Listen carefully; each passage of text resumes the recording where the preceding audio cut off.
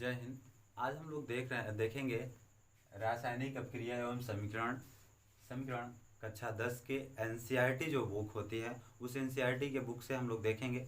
इसके पहले से हम लोग जो इसके अभ्यास वाइज हम लोग फर्स्ट चैप्टर का कर रहे हैं, इसके पहले हम लोग कर चुके हैं। ये हम लोग के अभी जो एमसीक्यूज क्वेश्चन है, जो इम्पोर्टेंट क्वेश्चन है, वही हम लोग कर रहे हैं। तो आइए हम लोग सबसे पहले देखते हैं इसमें कहा क्या है। कहा है कि ऊष्माक्षेपी एवं ऊष्मा शोषित अपक्रिया का क्या अर्थ होता है। मतलब कि जो ये ऊष्माक्षेपी अपक्रिया है और ऊष्मा शोषित अपक्रिया है, इसका अर्थ क्या होता है। तो सबसे पहले हम लोग समझते हैं कि इसका देखिए, इसमें शोषण को ऊष्माक्षेपी अपक्रिया दो कारणों से बांटा गया है। कितने कारणों से? दो कारणों से इसमें कहा गया है या तो बांटा गया है, ये हम लोग कह सकते हैं। सबसे पहला जो है इसमें कहा है क्योंकि ग्लूकोज हमारी कोशिका में उपस्थित ऑक्सीजन से संयोग करके CO और जल बनाता है, CO और कार्बन डाइऑक्साइड बनाता है। तो हम आप समझ सकते हैं कि ग्लूकोज हमारी कोशिका में उपस्थित ऑक्सीजन से संयोग करके CO और जल बनाता है। तो हम लोग समझते हैं इसको आसान भाषा में कि ये ग्लूकोज का जन्म कैसे होता है। तो जैसे मान लीजिए कि हम लोग ऑक्सीजन लिए जैसे ही हम लोग नॉक से ऑक्सीजन लेते हैं, ऑक्सीजन लेने के बाद इतना पता होना चाहिए कि जो कोशिका होती है वो आपके बॉडी में सभी जगह विद्यमान होती है। जब आप ऑक्सीजन को लोगे तो ये ऑक्सीजन सभी जगह जाकर मिल जाता है, और जब वहाँ मिल जाता है तो वहाँ क्रेब्ज नामक रिसाइकल होता है। क्या होता है? क्रेब्ज नामक रिसाइकल होगा, और जब क्रेब्ज नामक रिसाइकल होता है तो वहाँ 38 ATP का जन्म होता है। कितने? 38 ATP का जन्म होता है। जब वहाँ 38 ATP का जन्म होता है तो एक ग्लूकोज का जन्म होता है। किसका जन्म होता है? एक ग्लूकोज का जन्म होगा। और एक ग्लूकोज के जन्म होने जब एक ग्लूकोज का जन्म होगा तो हमको ऊर्जा मिलेगी। क्या मिलेगी? ऊर्जा मिलेगी। तो ऊर्जा जब मिलती है तो हम लोग कार्य करना शुरू करते हैं। तो इसी में कहा गया है ना कि देखिए ये CO और जल बनाता है। तो यहाँ तक आप समझ गए हो कि ग्लूकोज का निर्माण कैसे होता है। मैं सही तरीके से कर दिया हूँ। फिर अभी देखेंगे कि देखिए ग्लूकोज और जल। तो देखा दूसरे वाला अब हम लोग देखेंगे। कहा है कि इस अभिक्रिया में ऊष्मा और ऊर्जा निर्मुत होती हैं, मतलब कि बाहर निकल जाती हैं। तो कैसे निकलती हैं वो हम लोग देखते हैं। इसमें देखिए ये लिखा है C6H12O6, मतलब कि ये ग्लूकोज लिखा है, ठीक है। और ये कहा है कि मुझे ऑक्सीजन से क्रिया करानी है। किसके करानी है? ऑक्सीजन से क्रिया करानी है। तो यहाँ आप देख सकते हैं कि ग्लूकोज हमारी कोशिका में ऑक्सीजन से संयोग करके, मतलब कि क्रिया करके, संयोग करके क्या बनाता है। तो हम लोग ये देख रहे हैं। जब ये किया तो देखिए इससे क्या होगा कि ये C है तो यहाँ कार्बन डाइऑक्साइड, तो देखो कार्बन डाइऑक्साइड, ठीक, प्लस पानी बनाता है, प्लस ऊष्मा बनाता है। यहाँ आप देख लीजिए ऊष्मा और ऊर्जा बनाता है, ठीक है। और क्या बनाएगा? जल बनाएगा। अभी इसमें देखो क्या कहा है, CO और जल बनाता है। इतनी ही तो बात बनाता है। दूसरे में देखा है ऊष्मा। तो हम लोग इसको सही तरीके से समझते हैं कैसे होता है। देखिए अब इसको संतुलित भी करेंगे। जैसे इधर 6 कार्बन है तो यहाँ भी 6 कार्बन होना चाहिए, पर एक कार्बन है तो यहाँ हम लोग अपने से संतुलित, इसके पहले वाली वीडियो में हम लोग देख चुके हैं कि संतुलित कैसे किया जाता है रासायनिक समीकरण को। तो इसको हम लोग देख रहे हैं। तो देखिए क्या होता है, यहाँ पर हम लोग अपने से 6 करेंगे तो देखो यहाँ पर कार्बन 6 है तो यहाँ भी कार्बन 6 हो जाएगा। पर यहाँ पर आप देखेंगे ऑक्सीजन जो 6 है, पर ऑक्सीजन कितना हो रहा है? यहाँ पर 12 हो रहा है, मतलब 6 दूना 12 हो रहा है, 6 कार्बन। तो यहाँ पर देखो क्या हो रहा है, ये हो रहा है, जो देखो ऑक्सीजन क्या है? 6 है, तो यहाँ पर अब 12 हो रहा है। तो यहाँ देखो 2 है, यहाँ पर कितना है? 2 है, देख रहे हैं ना, 2 है। तो अब देखो 6 2 8 हो रहा है। तो यहाँ पर हमको देखो समझ में आ गया। अब यहाँ पर हम लोग क्या करते हैं, अपने से ही कर लेते हैं। मानकर चलिए यहाँ पर 6 कर दिए, ठीक। अब 6 दूनी 12, 6 दूनी 12, 12 6 18 हो गया। पर यहाँ पर 6 दूनी 12 ही है, ठीक। अब देखिए यहाँ पर हाइड्रोजन कितना है? 12 है, पर हाइड्रोजन यहाँ कितना है? 2 है। तो यहाँ पर हम लोग अपने 6 करेंगे। 6 दूना 12 और 6 दूना 12 हाइड्रोजन, 6 कार्बन। उसके बाद देखिए अब क्या होगा कि 6 दूना 12 6 18 ऑक्सीजन है। तो 6 देखो 6 दूने 12 ऑक्सीजन और 6 18 ऑक्सीजन। तो ऑलरेडी देखो क्या हो गया कि ये समीकरण जो है वो पूरी तरीके से संतुलित हो गया है। समीकरण पूरी तरीके से क्या हो गया है? वो संतुलित हो गया है। तो यहाँ तक आपको समझ में आ गया होगा। ये MCQs क्वेश्चन कराया जा रहे हैं जो कि UP बोर्ड के एग्जाम में बहुत सारे पूछे जाते हैं। वही क्वेश्चन हम लोग करा रहे हैं जो पिछले एग्जामों में पूछे गए हैं, ठीक है। तो ये आपको अच्छे से समझ में आया होगा। अब हम इसको साइड होते हैं, आप स्क्रीनशॉट कर लीजिए।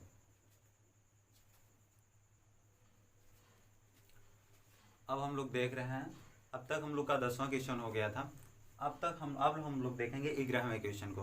देखिए 11वें क्वेश्चन को हम आपके बुक से क्वेश्चन पढ़ रहे हैं, बाकी आंसर तो हम लोग इसमें लिख रहे हैं, ठीक है। फिर देखिए इसमें क्वेश्चन क्या है कि वियोजन अपक्रिया को संयोजन अपक्रिया के विपरीत क्यों कहा जाता है। मतलब कहा है कि जो वियोजन अपक्रिया होती है इसके विपरीत में संयोजन अभिक्रिया को क्यों कहा जाता है। इन अभिक्रिया के लिए समीकरण लिखिए। मतलब इन अभिक्रिया के लिए जो क्वेश्चन नंबर 11 है वो आपका इनके इस रासायनिक मतलब इस विपरीत क्यों होता है, इसके लिए आप समीकरण से मुझे समझाइए। तो आइए हम लोग समीकरण से देखते हैं कि क्या होता है। तो इसमें सबसे पहले देखिए, क्वेश्चन तो हमने पढ़कर सुना दिया, अब हम आपको आंसर देखते हैं। ठीक, कहा है कि वियोजन अपक्रिया, क्या कहा है देखते हैं। देखो, वियोजन अपक्रिया में कोई अभिकारक दो या दो से अधिक उत्पादों में विघटित हो जाता है। मतलब जैसे मानकर चलिए कि दो चीज है, जैसे ए बी है, ए बी को विघटित कर दिया जाए ए प्लस बी में, ए बी है, ए बी को विघटित कर दिया जाए ए प्लस बी में, तो इससे क्या होता है कि ये विघटित हो जाता है। ठीक है, क्या हो जाता है, विघटित हो जाता है। कब, जब वियोजन करोगे तब। तो आइए हम लोग एग्जाम्पल से समझते हैं कि वियोजन करने पर विघटित कैसे होता है। ठीक है, देखिए इसमें हम लोग फेरिक सल्फेट लिखे हैं। ठीक, Fe से लोहा, SOF4 सल्फेट होता है। ठीक, अब देखो ये विघटित कैसे होगा, Fe2O3 में हो जाएगा फेरिक ऑक्साइड। ठीक है, ठीक, उसके बाद सल्फर ऑक्साइड, फिर उसके बाद देखिए SO3 में विभक्त हो गया। अब देखिए क्या होता है कि ये पूरी तरीके से विभक्त होकर हमको दिखाई दे रहा है। मतलब एक से जब ढेर सारा बन जाएगा तो इसे वियोजन कहेंगे। क्या कहेंगे, एक तत्व से एक से ढेर सारे जब बन जाएंगे इसमें तत्व, तो देखिए बन रहे हैं ना, तो इसी को हम लोग कहेंगे वियोजन अपक्रिया। अब हम लोग देखते हैं, वियोजन अपक्रिया तो हो गई, अब हम लोग देखते हैं संयोजन अपक्रिया क्या होती है। तो दूसरा देखिए, इसमें नोट पॉइंट में आप कर लीजिएगा, संयोजन अपक्रिया दो या दो से अधिक पदार्थों या तत्वों या यौगिक से संयुक्त होकर एक नया पदार्थ का निर्माण करता है।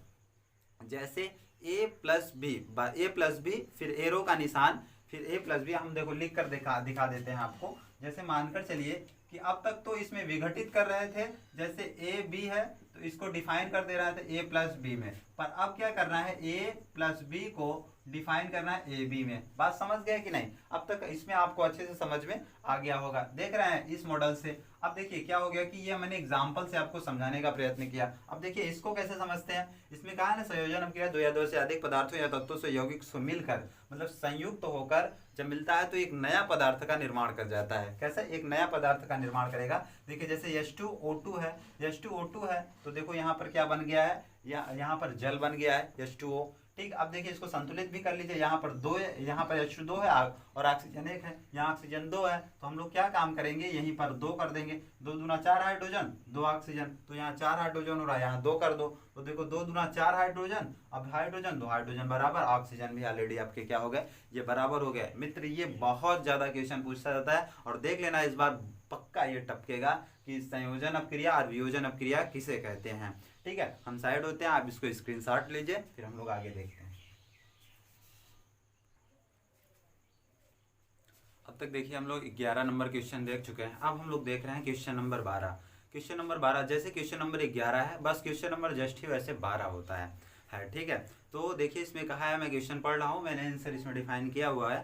ठीक है, लिखा है कि उन वियोजन अपक्रियाओं के एक एक समीकरण लिखिए जिनमें ऊष्मा, प्रकाश एवं विद्युत के रूप में ऊर्जा प्रदान की जाती है। तो सबसे पहले मुझे कहा है कि आप वियोजन की अपक्रिया में एक एक एग्जाम्पल आप दीजिए, ऊष्मा के बारे में दीजिए और प्रकाश के बारे में दीजिए, आप विद्युत के बारे में दीजिए। तो हम लोग आइए तीनों को समझते हैं एक एक करके। सबसे पहले मैंने देख रहा हूं कि ऊष्मा द्वारा वियोजन, तो ऊष्मा द्वारा वियोजन कैसे होता है, जैसे आग लगाकर वियोजन किया जाए। जैसे इसमें पीबी नाइट्रेट दिया है, पीबी NO3 का होल ट्वाइस दिया है, तो इसे लेड नाइट्रेट कहते हैं। ठीक है, अब देखो ये एरो का निशान होता है और यहीं पर ऊष्मा का प्रदान होता है, मतलब यहीं हम लोग ऊष्मा को दे सकते हैं। जब इसको हम लोग ऊष्मा देंगे तो ये पीबी ऑक्साइड हो जाएगा, क्या हो जाएगा, लेड ऑक्साइड हो जाएगा। क्या लिखा है इसमें, लेड ऑक्साइड हो जाएगा, तो आप समझ सकते हैं कि ये लेड ऑक्साइड हुआ। फिर प्लस में क्या टूट कर हो जाएगा, NO2 हो जाएगा, मतलब नाइट्रोजन डाइऑक्साइड। क्या हो जाएगा, नाइट्रोजन ऑक्साइड हो जाएगा, फिर वो ऑक्सीजन में परिवर्तित हो जाएगा। ठीक, क्यों, क्योंकि देखो इसमें ऑक्सीजन भी है और ऑक्सीजन देखो निकल गया, नाइट्रोजन डाइऑक्साइड भी है, फिर उसके बाद लेड ऑक्साइड भी होता है। ठीक है, यहाँ तक आपको समझ में आ गया हो, क्योंकि हम लोग ऊष्मा का वियोजन किए। अब हम लोग देखेंगे प्रकाश द्वारा वियोजन, मतलब सूर्य के प्रकाश द्वारा वियोजन कैसे होता है। तो देखिए सूर्य के प्रकाश द्वारा वियोजन, जैसे Br को लिए हैं, ठीक है, AgBr को लिए हैं, ठीक है, AgBr को लिए हैं, तो जब इसमें सूर्य के प्रकाश को हम लोग करेंगे तो Ag अलग हो जाएगा और ब्रोमियम अलग हो जाएगा। ठीक है, तो देखिए अब इसको संतुलित भी कर लेते हैं। देखो बी आर यहाँ 2 है तो यहाँ भी बी आर 2 होना चाहिए, तो यहाँ हम लोग 2 लगा देंगे, तो ए जी के पास 2 रहे तो यहाँ 2 हम लोग लगा देंगे, तो ये ऑलरेडी क्या हो गया, पूरी तरीके से संतुलित हो गया है। ठीक है, अब बात समझ गए।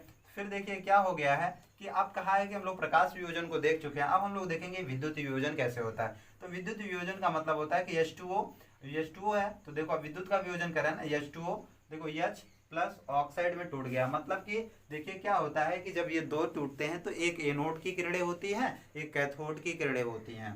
ठीक है, देखो ये एनोड में बदल गया और ये किस में बदल गया, आपका कैथोड में बदल गया। इसको भी हम लोग ऐसे कह सकते हैं, पर नहीं कह सकते क्योंकि सूर्य के प्रकाश से करा रहे हैं हम लोग, इससे विद्युत के प्रकाश में कराएंगे। जब विद्युत के प्रकाश में कराएंगे तो एक माइनस होता है, एक प्लस होता है। ठीक है, तो आप समझ सकते हैं कि एनोड होगा और एक कैथोड होगा। ये अच्छे से आपको समझिए, ये सब क्वेश्चन जितने भी कराए जा रहे हैं ये बहुत इंपॉर्टेंट है यूपी बोर्ड के अकॉर्डिंग आप। ठीक है, तो इसको आप स्क्रीनशॉट लीजिए, हम लोग साइड होते हैं।